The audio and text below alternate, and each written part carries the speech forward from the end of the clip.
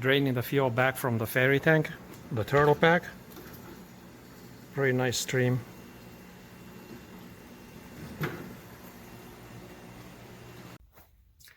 I've been trying to create a lessons learned video for quite a while now, but every time I'm running into some roadblocks or some interruptions, so maybe this time it's gonna work. Anyway, the list is very long. It's about a page. Hopefully I'm gonna make it meaningful, even though I'm gonna try to make it short too. So the first lesson, very important, flying out of the United States is in Canada, especially on the Labrador Peninsula and up north. The vast majority of the airspace is uncontrolled below 18,000 feet. So from my experience, I was flying IFR in IMC conditions when I was let go from the controlled airspace, and then it just slowly dawned on me that I have no advisories, no radar control, nothing, and I'm flying in IMC, holding my altitude, my heading, and so on. So it's not really a good feeling. So I guess after talking to some Canadian pilots over there, I guess the best strategy is either fly above the clouds or fly below, or however, just remain VFR. Obviously, I mean, there is a common CTAF, traffic advisory self-announcement system. It's 126.7 frequency. However, I mean, you're flying, say, 80 miles east of Kuujjuarapik and 120 miles southwest of Kuujjuaq. Where is it gonna put you? I mean, there is no place to refer to as far as visual waypoints or cities or anything, because there's absolutely nothing there. So the common traffic advisory is pretty good, it's there, but it's really not going to give you a precise point where the other aircraft is. And the other point is most of the announcements are in French, Canadian French, so it's not really helpful for those who don't understand or speak French. So that the very important aspect of the flight is the timing. So time zones have to be accounted for, especially flying eastward from Canada to Greenland. For example, leaving Iqaluit, Canada at 8 o'clock, that's already 10 o'clock in Iqaluit. Add a 4-hour flight, so that's already 2 o'clock in the afternoon in Kangerlussuaq in Greenland. Add another hour and a half for customs, fuel, and whatnot, and then another 3 hours flying. It will put you way beyond closing hours. And that's my next point, that in Greenland, most of the airports have opening and closing hours, and I believe this is about 8 in the morning till 5 in the afternoon. So you have to arrive in that window. Now, they will open the airport for you if you arrive after closing, but it's very expensive. In Kulusuk, Hans, the controller, he told me they'll get a phone call and they'll all go out and open the airport, but it'll cost about $1,500 to open it. So yeah, just calculate for the time zones, opening hours, and whatnot. And by the way, in Greenland, the airports are closed on Sundays and on their holidays too. I purchased Rocket Route in Norway. It was a very good investment. It's a very good program. All I really had to do is set up for my airplane the system, this program, and then from there on, all I really had to do is punch in my origin and the destination, and it came back with a preferred route from Eurocontrol, and Eurocontrol accepted that route each and every time. It's a bit on the pricey end, but it was very good because I didn't have to figure out how I'm gonna be able to fly. And anyway, Rocket Route was a helpful program. For weather, I went to windy.com. That website is very, very good. The weather is global and extremely useful, I have to say. It shows pretty much isobars, winds aloft, soundings, humidity, temperature, a vast treasure trove of information out there. So it's very good. Another website I went to usually at aviationweather.gov. Aviationweather.gov is very useful because you can get METARs and TAFs for any airport that you're interested in on this planet that reports something. So that's extremely useful. And then I also went to rocksoundings.noaa.gov, which returns the soundings for the airport interested. Of your interest. Nowadays, Windy is including soundings for a lot of airports, so that's very useful. I mean, that's extremely important, especially for winds aloft and figuring out where the ceiling and cloud tops are. The trip timing. So the flight timing that I calculated a week each way was pretty much accurate. Overall trip calculation was way off though, and that's because I calculated for best case scenario. If I take off from here, then I fly the X amount of hours, then land there. Next day I take off from there, fly X amount of hours, and land the next airport, and so on. So that calculation came out good. However, somehow I didn't figure what happens if there is a front and I have to stay 2 or 3 days in one location. Like, for example, I had to do it Kulusuk and also in Iqaluit in Canada. And so because I was chasing a low pressure front on the east coast of southeast coast of Greenland, you know, my pretty much my time got skewed a little bit. Plus I got held up in Germany a couple of days, which ended up another hold up for 2 days for severe thunderstorms in Germany. And so eventually the 1 week trip ended up to be 2 weeks across to Europe, and then a week and a half coming back.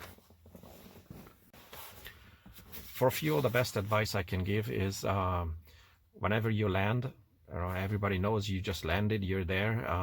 You know, people are out there, especially up north, you know, small Inuit villages. The best strategy is to get fuel right then and there. Actually, that's the best strategy everywhere, because people are out there. You can get the fuel and pay for it right now, right then and there. Otherwise, next day you have to go and find people where the fuel people are, or up north, you know, everything is coming, all the fuel is serviced from drums. So first you have to chase down where the drums are, and then go from there, and then figure out how you're gonna pay for it. And so if you want to leave early because the weather is closing in, then unfortunately you're out of luck. Which also brings me to the next point, is that it is absolutely necessary to take you know, a 9-10 foot fuel hose with you. If not, even a garden hose will help. The fuel pump is the best option. I mean, I purchased a small fuel pump, but it was not the best. I mean, it ended up to be, I mean, it's just a very low volume little fuel pump toy, I guess. I mean, it's not, pumping 75 gallons of fuel was not good. But anyway, fuel is the absolute must that you have to get on landing at any airport. Now I also carried a case of oil with me. Fuel I could get pretty much everywhere, but I'm not sure how lucky I would have been getting oil. So I carried a case of oil with me. That turned out to be a very good choice. And well, without oil, the engine doesn't run. Many FBOs in Canada do not sell fuel. So they're just selling services. I actually didn't take their services because I filed from my phone through NAV Canada website, and the fuel I get them from the fuel line people.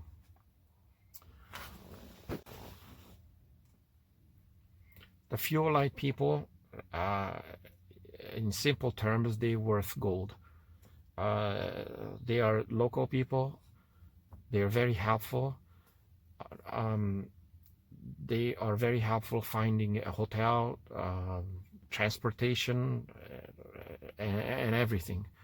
And many of them are learning student pilots. They are interested in your adventures, where you're going, what you're up to, what you're gonna do, and whatnot. And they have very interesting stories too to tell you, which you can learn from. So, and obviously there are some horror stories that people are very arrogant with them and whatnot. So, they are people too. I mean, treat them respectfully and nicely, and they're very good resources, I have to say, and I'm very grateful for them because many of them help me out a great deal. So they're good people. Major airports in Europe, they have insane amount of security, and pilots are escorted, leaving very little time to pack organized clothing pre-flights around the airplane.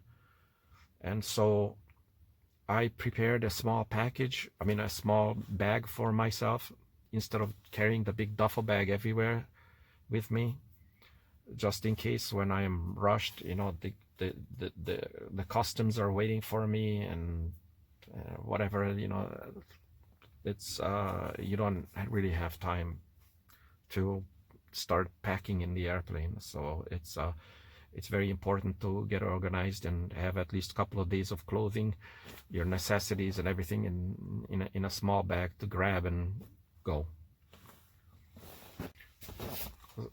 So speaking of that security, I purchased that pilot uniform off of Sporties, I believe. The uniform speaks for itself. It was a lot easier to get in and out of European airports, and it's a lot better choice than just showing up in jeans and t-shirt. Here in the US, nobody really cares, but over there, I guess it's a more stricter or a professional environment. I don't even know what to call it, but I had a lot fewer questions in the uniform, and I could get into my airplane a lot easier. So that was very helpful.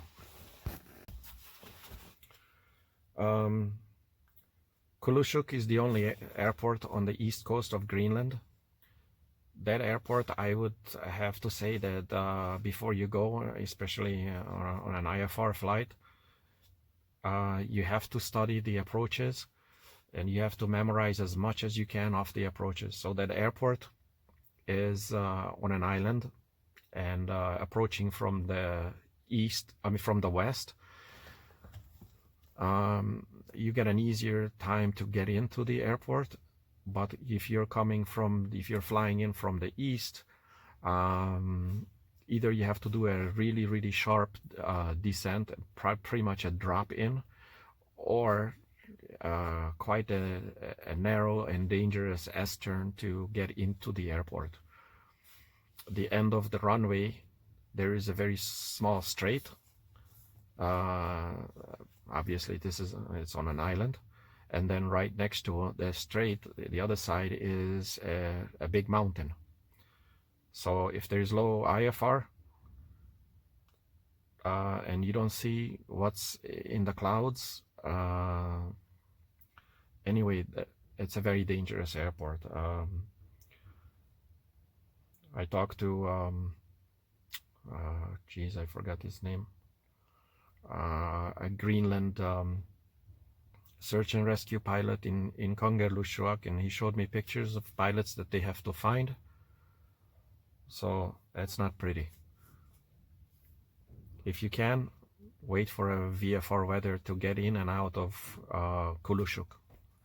That's my recommendation. Kulusuk is dangerous. Garmin sells the international charts only for the iPad, not for the Android tablet. So I had to purchase an iPad tablet. Unfortunately, Garmin Europe does not include Iceland and Greenland approach plates. So for those two places, I had to print them out on paper and flew the approaches just like we used to back in the old days off of paper. I mean, this day and age, you would expect, that they are in there. Which also reminds me that many of the Garmin European approach plates are not geocoded, so they don't really seem to work. Hey, here's my friend Hubert again. Sweet. Another unfortunate point that I have to make about the iPad, that the iPad overheats, seems to be overheating very fast. Even I'm flying at 13,000 feet, 12,000 feet, minus 16 Celsius degrees outside. The sun is shining into the cabin, onto the tablet, and it overheats and it shuts down. And sometimes happens in a critical phase of the flight. For example, on an approach, and all of a sudden I lost my approach plates and whatnot. So this is really not a good situation. I'm not particularly happy with the iPads. So in that case, what I did, I removed the iPad from the tablet holder and held it against the air inlet to cool it off as fast as I could, and both sides. So it cooled off, and then it worked again fine. But still, it seems to be overheating for whatever reason. I don't know.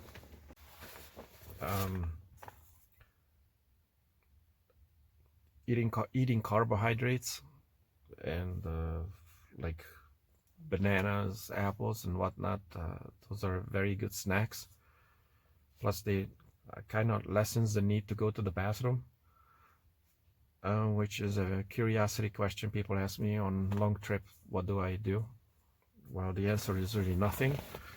You don't go to pee because there's nowhere to go to pee. I don't have an autopilot, and I cannot be distracted from flying the airplane more than a few seconds. I mean, it really is. There's nothing you can do. I carried a little bottle with me just in case I really have to pee, and maybe just that would be a really interesting exercise. But there's not much you can do.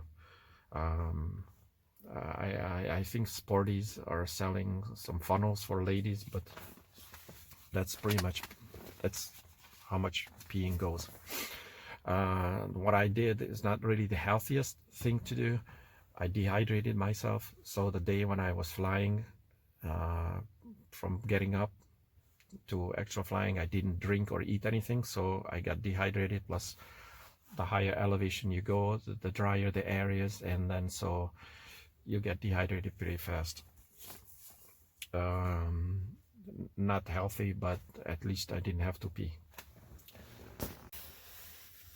Yeah, my friend showed up. He bought a house down in Alabama, and so unfortunately my friend is moving down there, but I was glad to see him. Any case, so carburetor icing in this airplane I wasn't expecting, because my RPM gauge, I have a green arc all the way down to 500 RPM, so I wasn't expecting anything. But nevertheless, I got a lot of I got some carb ice over from Norway to the Faroe Islands, and at that one point I even had to pull the carb heat.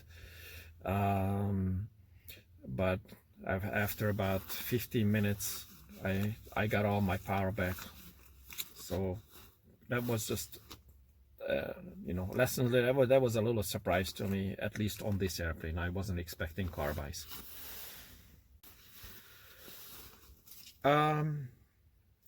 Weather. So again, the top of the clouds have the most amount of ice. So skimming the top of the clouds or in the top layer of the clouds is really not the best place to be. So it's either fly above the clouds or near the ceiling, or meaning the bottom of the clouds. That's a lot better place to be than on top of it, because I got a lot of ice over there.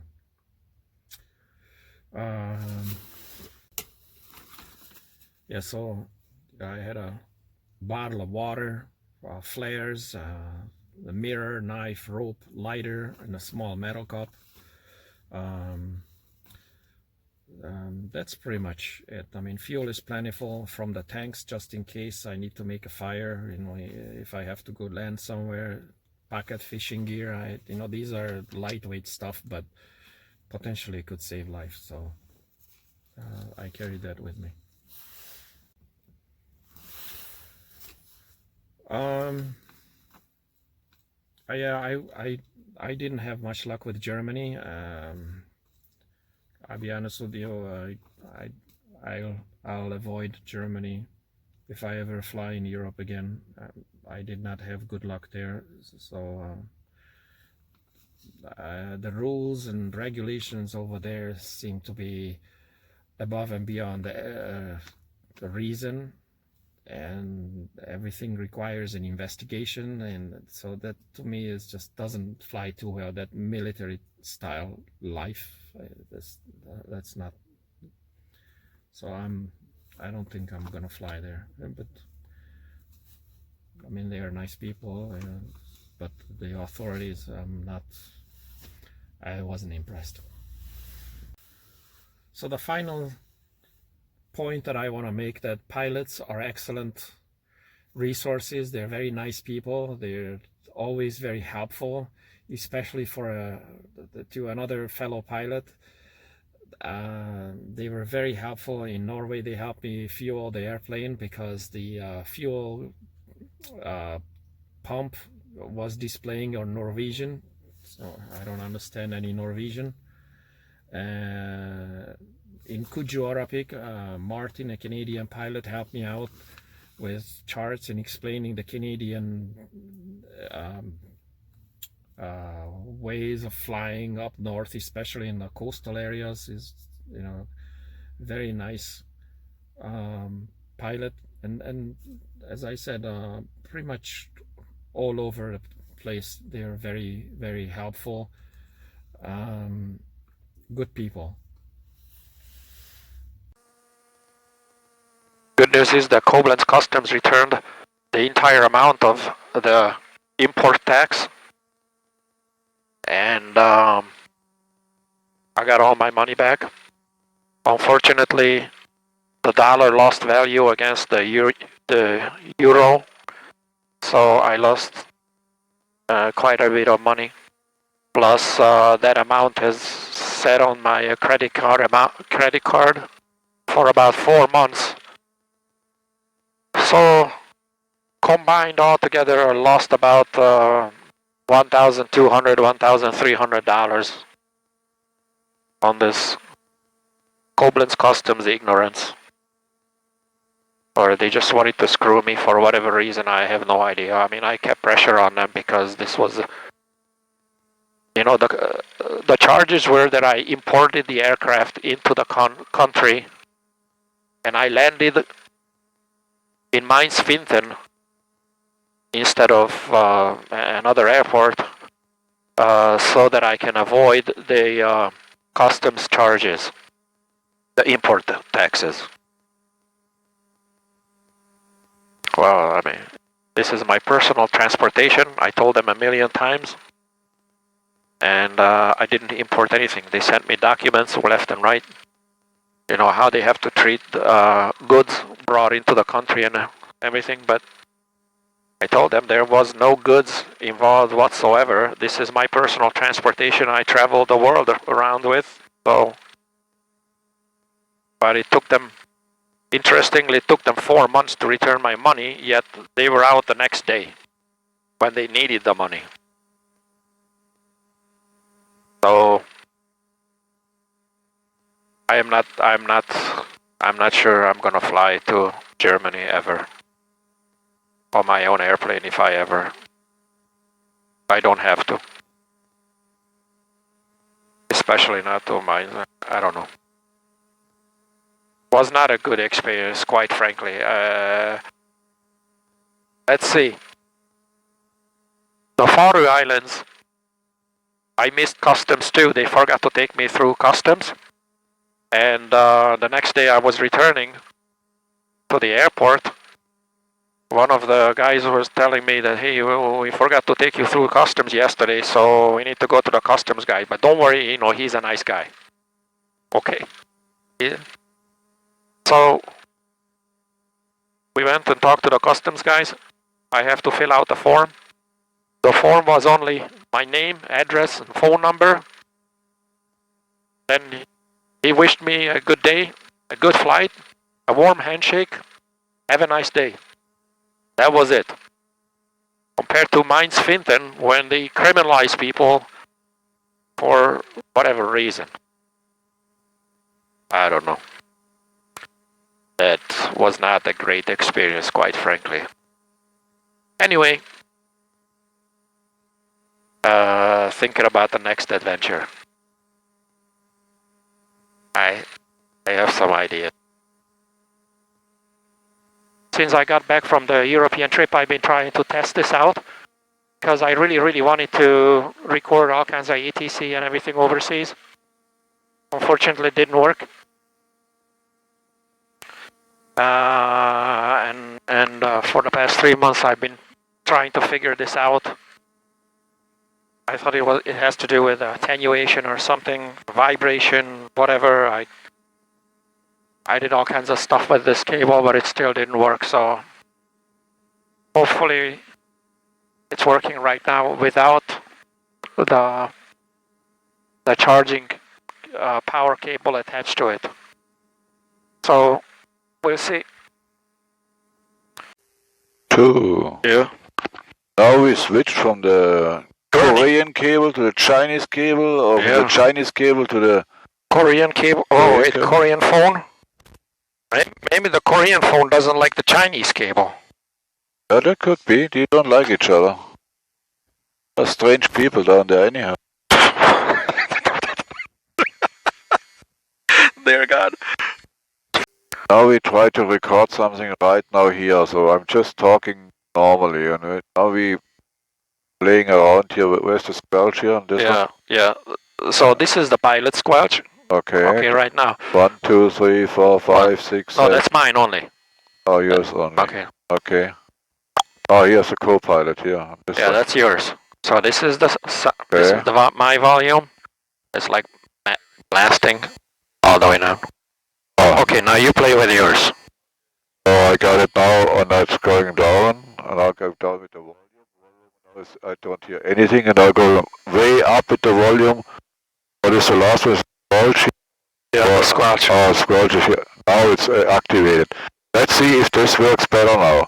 1, 2, 3, 4, 5. But it's on the ground, you know, we don't have any static from the engine. Yeah, but still, we'll see if it works. I'll wait for you. Why do you think it's working now? Because it worked before.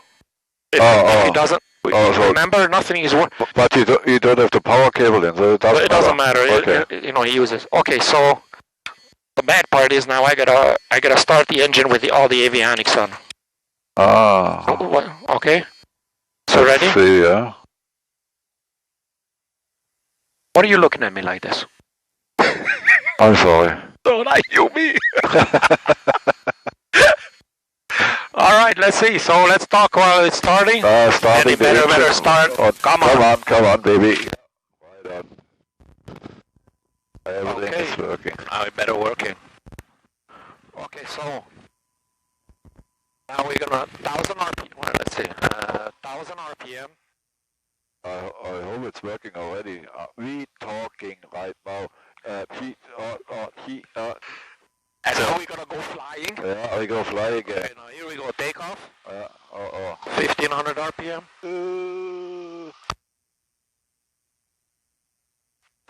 2000 RPM. And then maximum power. Maximum power on. We don't know if that's now. I have to hold louder, baby. This can working done. Now we're really flying. Oh shoot, I forgot the flight plan in the GPS. Oh, okay. I got some ice. We gotta get down here. I can go underneath the power line, what I usually do. Wait. Yeah. It's bumpy up here, eh? Yeah. I got the glide slope. Alright, fine. You see this hill? Oh, boy. Oh, yeah, flaps.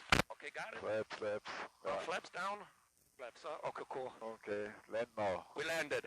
Okay, we lost the engine. Right now, we lost the engine. Alright, kill the engine.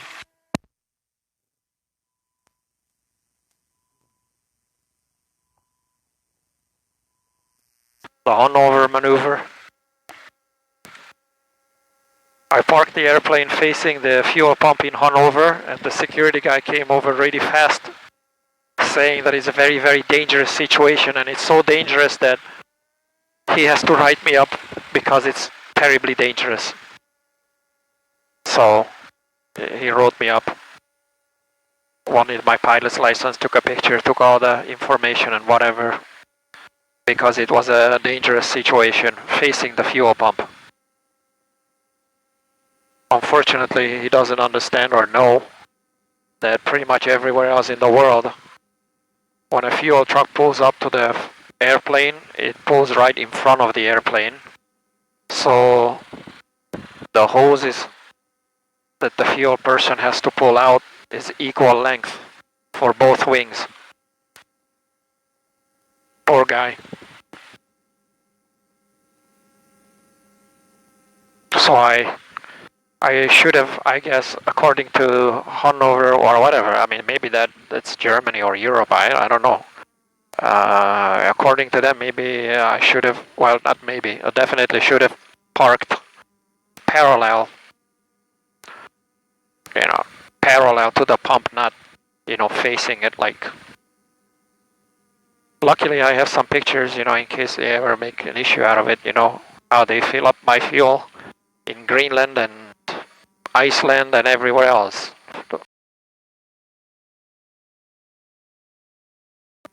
Everywhere else you go here in the United States, what difference is it gonna make?